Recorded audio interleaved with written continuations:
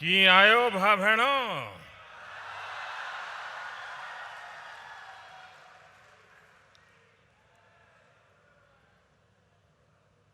याद करते है मुके।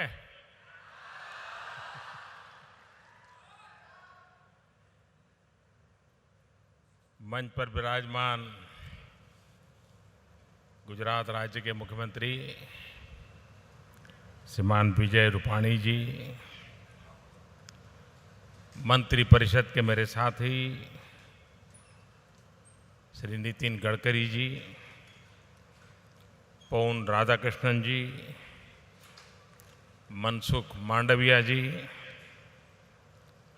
राज्य के उप मुख्यमंत्री श्री नितिन भाई पटेल, कंडला पोर्ट ट्रस्ट के ट्रस्टी श्री आरसी फड़दू, श्री मावजी भाई सोरठिया, श्री भरत राजगौर, भारत सरकार में हमारे साथी सचिव श्रीमान राजीव कुमार, भाई रवि और उपस्थित भाई और बहनों,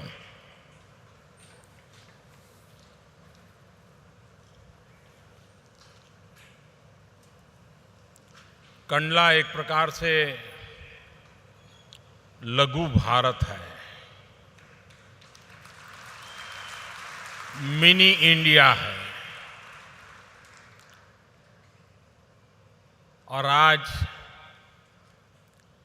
एयरपोर्ट से कंडला पोर्ट तक आने के रास्ते भर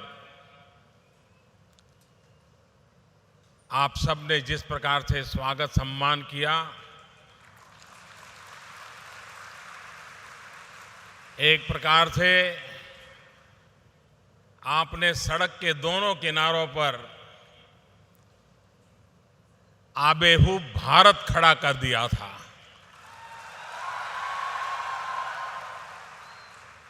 मैं आपके इस प्यार के लिए, इस स्वागत सम्मान के लिए आपका बहुत बहुत आभारी हूं।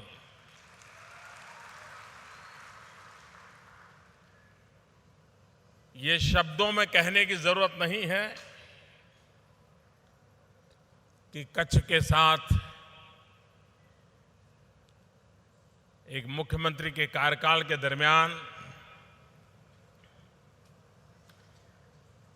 मेरा लगाव कैसा था। बार बार आपके बीच आना होता था।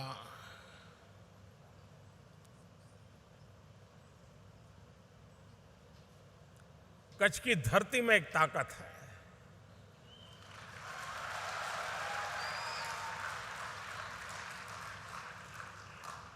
दो 200 साल पहले भी अगर कोई कच्छी दुनिया के किसी छोर पे गया होगा, परिवार चौथी पांचवी पीढ़ी होगी, लेकिन अगर बीमार हो जाए तो उसका मन करता है कच्छ चले जाएं, तबीयत ठीक हो जाएगी।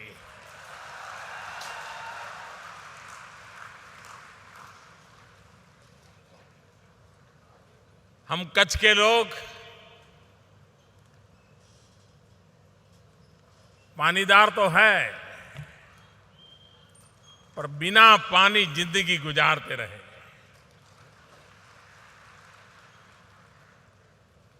पानी का महत्व क्या होता है, ये कच्छ के लोग भली भांति समझते हैं। विराट समंदर, मरुभूमि, पहाड़, गौरवपूर्ण इतिहास, 5000 साल पुरानी मानव संस्कृति के सबूत, कच्छ के पास क्या कुछ नहीं है।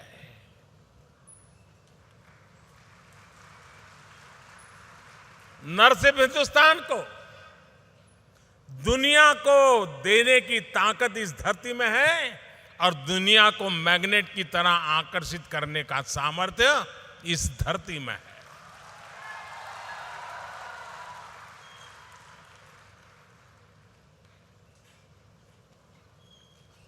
अभी नितिन जी बता रहे थे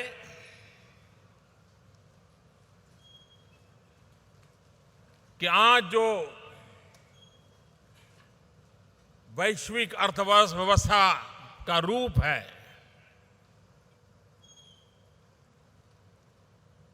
विश्व व्यापार का महात्म्य जिस प्रकार से बढ़ रहा है, उस कंपटीशन में अगर भारत को हमें आगे बढ़ाना है,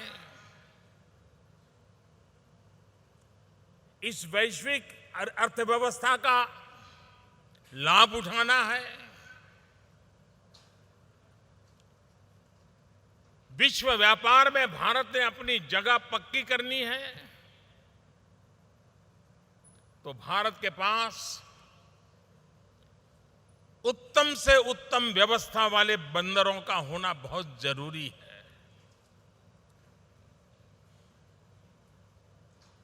ये कंडला पोर्ट और आज जो चीजें वहां निर्माण हो रही हैं, एक प्रकार से कोई सोच सकता है क्या कि इतने कम समय में आज कंडला पोर्ट पूरे एशिया में प्रमुख बंदरों में उसने अपनी जगह बना ली है।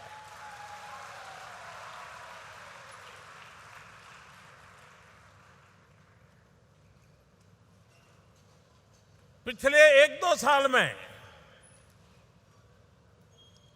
चाहे लिक्विड कार्गो हो, चाहे ड्राई कार्गो हो,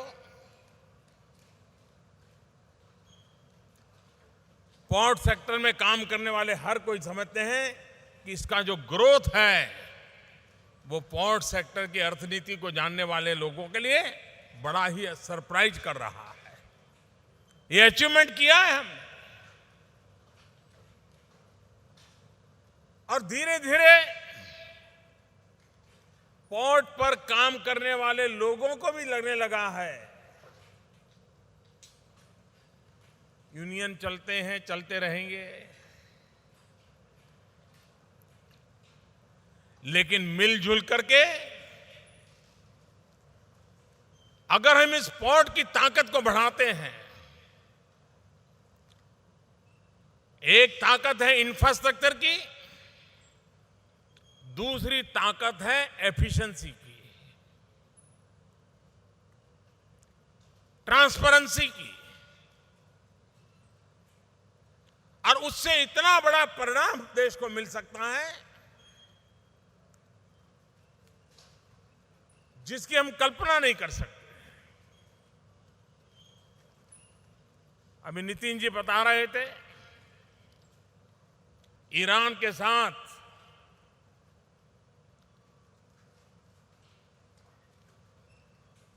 चोबर पोर्ट, उसका एक निर्णय हम लोगों ने किया है।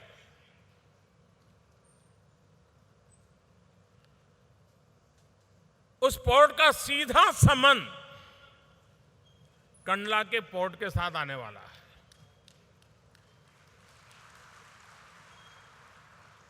चाबहार पोर्ट और कंडला पोर्ट, इन दोनों का जुड़ना, इसका मतलब यह होता है कि विश्व व्यापार में अंगद की तरह कंडला अपना पैर जमाएगा, इतना बड़ा परिवर्तन आने वाला है।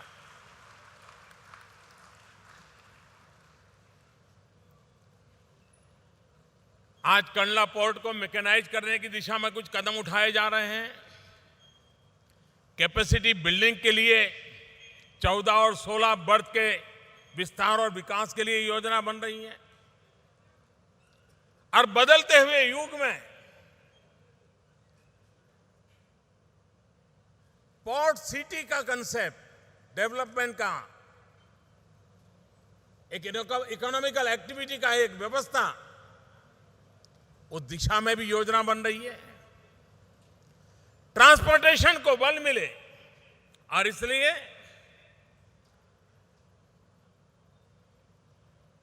उस प्रकार के मार्ग की रचना जो ट्रैफिक को स्मूथ करे, हिंदुस्तान के कोने कोने में हमारा सामान तेजी से पहुंचे।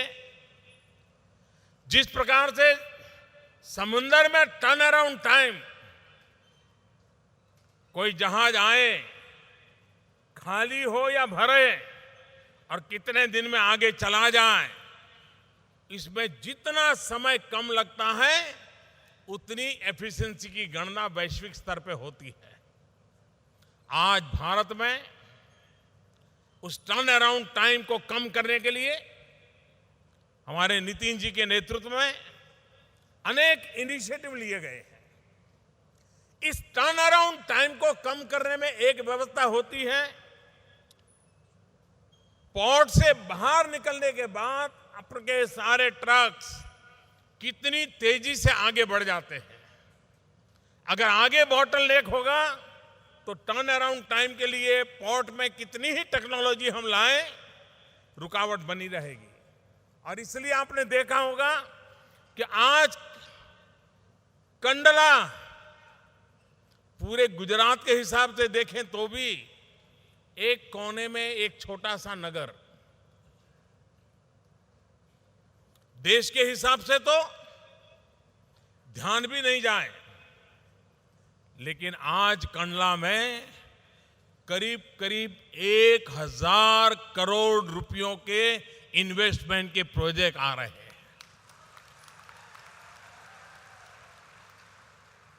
एक 1000 करोड़ कोई सामान्य रकम नहीं है। हम कल्पना कर सकते हैं कि कितनी तेजी से आगे बढ़ेगा। अभी वो बता रहे थे कि रोड का काम है, हम 2 साल में टारगेट किया है। मैं नितिन जी को बता रहा था, हिंदुस्तान में रोड के सेक्टर में नितिन जी ने जो गति लाई है, कई वर्षों तक हिंदुस्तान ने ये गति देखी नहीं है। तो मैंने उनको कहा कि आपकी जो विशेषता है, आपकी जो क्षमता है, उसका लाभ गुजरात को भी तो मिलना चाहिए। तो उन्होंने मुझे कहा कि मुझे क्या कर रहा है। मैंने कहा ये रोड बनाने का काम 24 महीने नहीं 18 महीने में पूरा करके दिखाओ।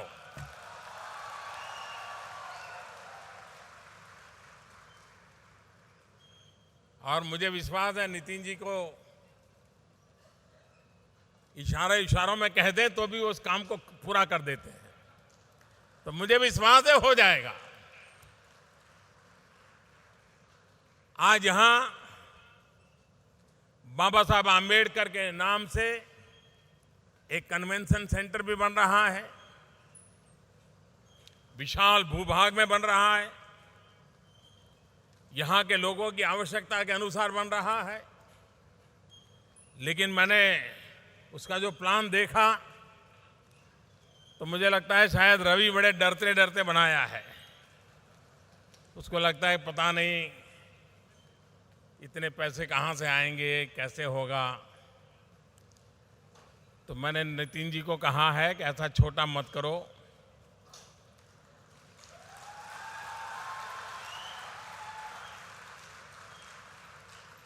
उसे कुछ नए सिरे से सोचो।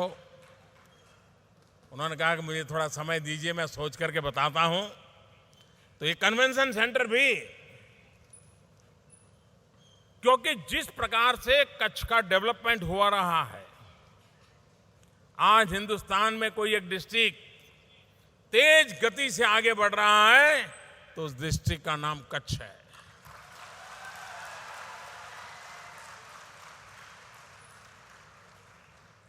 और कोई कल्पना कर सकता है 1988 में भयंकर साइक्लोन ने हमको तबाह कर दिया था।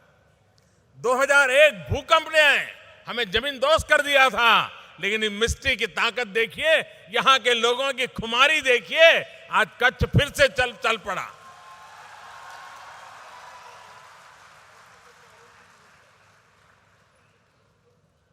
और कंडला ये न सिर्फ गुजरात की अर्थव्यवस्था का केंद्र बिंदु बन सकता है, यातायात की दुनिया में कंडला पोर्ट हिंदुस्तान की अर्थव्यवस्था में भी एक अहम भूमिका निभा सके, इस परिस्थिति में काम कर सकता है। और हम भी उस दिशा में इसको आगे बढ़ाना चाहते हैं। भारत की सामुद्रिक व्यापार की विरासत हजारों साल पुरानी है। लोथल में 5000 साल पहले सामुद्रिक व्यापार का इतना बड़ा केंद्र था। उसके बगल में वल्लभी यूनिवर्सिटी थी। उस वल्लभी यूनिवर्सिटी में 80 से ज्यादा देशों के बच्चे पढ़ते थे। और लोथल का जो पोर्ट था, बंदर था, कहते हैं कि 84 देशों के झंडे वहां हमेशा दिखाई देते थे, हजारों साल पहले। इस देश में दरियाई जहाज बनाने का काम कच्छ में हमारे पूर्वजों की विरासत रही। हम दुनिया को जहाज देते थे यहां से, ये ताकत थी हमारी। इस सामर्थ्य को फिर से जीवित किया जा सकता है। आज कंडला पोर्ट पे इमारती लकड़ी बहुत बड़ी मात्रा में आती है और हमारे कच्छी लोग हिंदुस्तान के कोने में लकड़ी के व्यापार में भी लगे हुए हैं। ये इमारती लकड़ी का वैल्यू एडिशन कच्छ की धरती पर हो सकता है। दुनिया से लकड़ी आ जाए, उस पर आर्ट वर्क हो, मैन मेड कला उस पर लगे, फिर दुनिया में वापस जाएं, घर बने, बिल्डिंग बने, मकान बने, मंदिर बने, पूजा घर बने। दुनिया को बहुत बड़ी भेंट सौगात यहां से डेवलप की जा सकती है। नमक का व्यापार समुद्री मार्ग से जितना ज्यादा हम कर सके उतना खर्च कम आएगा। तटीय जल परिवहन 7,500 किलोमीटर समुद्री तट हो तो फिर हमें रोड और रेल से हमारा सामान क्यों ले जाना चाहिए? क्यों न समुद्री तट से ही एक जहाज से ही हिंदुस्तान में ही कलकत्ता सामान भेजना होगा तो यहीं से समंदर के मार्ग से कलकत्ता क्यों न जाए? पूरे हिंदुस्तान को चीर करके जाने की जरूरत क्या है? ये पूरा बदलाव, व्यवस्था में परिवर्तन लाने की दिशा में हम आगे बढ़ रहे हैं, जिसका लाभ आने वाले दिनों में मिलने वाला है। हमारे नितिन जी का एक ड्रीम है, लोथल में भारत की जो महान ताकत है उसका विश्व को परिचय हो। इस प्रकार का एक म्यूजियम कैसे बने? विश्व व्यापार की दृष्टि से मैरीटाइम यूनिवर्सिटी का काम महत्वपूर्ण है, ह्यूमन रिसोर्स डेवलपमेंट का काम महत्वपूर्ण है। और अभी मुख्यमंत्री जी बता रहे थे कि उन्होंने मैरीटाइम यूनिवर्सिटी का ऑलरेडी असेंबली के अंदर बिल भी पास कर दिया है। मेरी उनको शुभकामनाएं हैं। ह्यूमन रिसोर्स डेवलपमेंट का ये काम वो न सिर्फ गुजरात को समुद्री तट के लाभ का होगा, वो हिंदुस्तान के समुद्री व्यापार के लिए भी एक ताकत के रूप में उभरेगा, ऐसा मेरा पूरा विश्वास है।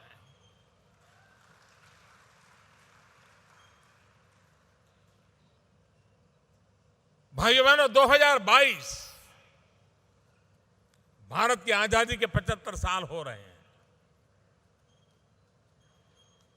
मैं आज जब कंडला की धरती पर आया हूं, कंडला के लोगों को, कच्छ के लोगों को, गुजरात के लोगों को, देश के लोगों को बार बार ये कहना चाहूंगा कि 2022 जब भारत की आजादी के 75 साल हो रहे हैं, हम देश के उन वीर सपूतों को याद करें, उन महापुरुषों को याद करें जिन्होंने आजादी के लिए अपनी जिंदगी खपा दी थी। कई महापुरुष थे जवानी जेलों में खपा दी, कई महापुरुष थे जो फांसी के तख्त पर चढ़ गए, कई महापुरुष थे 4-4 पीढ़ी परिवार की तबाह कर दी। ये देश आजाद हो इसके लिए। उस आजादी के 75 साल 2022 में हम कैसे मनाएंगे?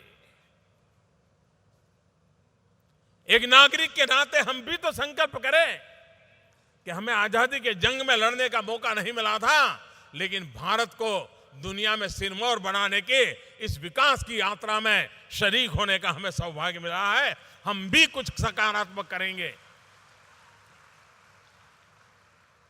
हम कुछ न कुछ ऐसा करेंगे एक नागरिक के नाते जो 2022 में देश को नई ऊंचाई पर ले जाने में मेरा योगदान माना जाए, मुझे संतोष हो। संस्था हो तो वो भी करे, चैम्बर है तो वो भी करे, नगर पालिका है वो भी करे, पंचायत तो वो भी करे, राज्य सरकार है तो वो भी करे। हर कोई अपने आप को संकल्पबद्ध करे। और अभी 5 साल हमारे पास हैं, 5 साल में कुछ करके दिखाएं और तब जाकर के 2022 को मनाएं। इस संकल्प के साथ हम आगे बढ़ रहे हैं जैसे हमने सोचा है। इस देश के गरीबों की जिंदगी में बदलाव लाना है,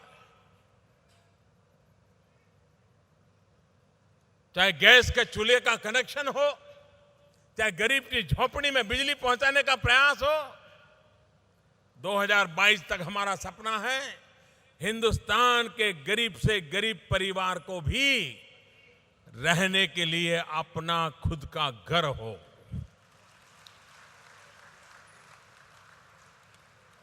और घर में बिजली भी हो, घर में पानी भी हो, घर में शौचालय भी हो, ऐसा घर उसको मिले, ये बहुत बड़ा सपना लेकर के काम चला रहा है।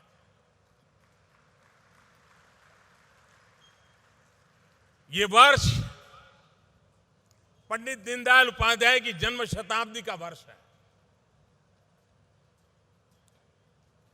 भारत के गरीब से गरीब व्यक्ति, अंतिम छोर पर बैठे हुए व्यक्ति का कल्याण कैसे हो, इस विचार को केंद्र में रखते हुए उन्होंने देश को एक नया चिंतन दिया था।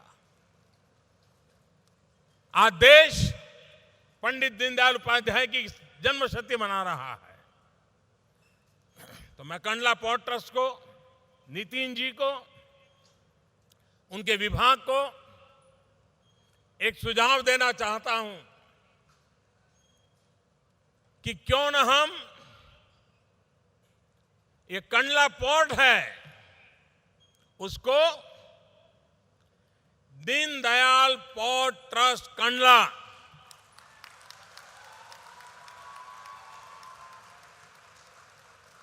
विधिवत रूप से उसकी प्रक्रिया करें, निर्णय करें और दीनदयाल पोर्ट ट्रस्ट कंडला के रूप में, क्योंकि गरीबों के लिए काम कर रहा है। दीनदयाल वो गरीबों के पहचान का शब्द है हमारे देश में।